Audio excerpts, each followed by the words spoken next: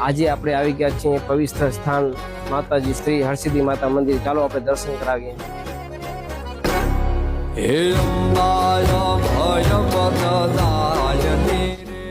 આ મંદિર 700 સાલ પુરાણો.